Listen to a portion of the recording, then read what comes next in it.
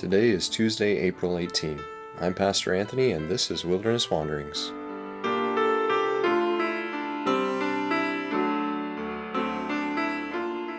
Today our text comes from Philippians 1. Now I want you to know, brothers and sisters, that what has happened to me has actually served to advance the gospel. As a result, it has become clear throughout the whole palace guard and to everyone else that I am in chains for Christ. And because of my chains, most of the brothers and sisters have become confident in the Lord and dare all the more to proclaim the gospel without fear. It's Philippians 1, verses 12 through 14. It's easy to become discouraged. There is a constant flood of bad news that we confront each day. Another shooting, another country that bursts into internal conflict and war, another disaster, another political or cultural fight that sours our hope, another health scare in our own family. How quickly our horizon can become clouded with nothing but bad news, and we begin to despair. There's nothing new under the sun, of course. Even though we get more information faster and from further away, the Philippians certainly had their own flow of bad news. This new little Christian community was under threat and ostracized from their pagan neighbours already. And now news comes that their founding pastor, Paul, is in prison. If Paul was jailed for Christ, when would their time come? Was it really worth it to follow this Jesus? Suffering or prolonged exposure to the suffering of others, personally or through the news, can very quickly lead to despair and some pretty hard questions. Fear begins to creep in. Trust begins to erode. Paul has already attempted to cut this hopelessness off at its roots by beginning his letter with prayers of thanks and joy for the Philippians. Here now he goes a step further by addressing the situation directly. Yes, he is in prison. But I want you to know, brothers and sisters, that what has happened to me has actually served to advance the gospel, he writes.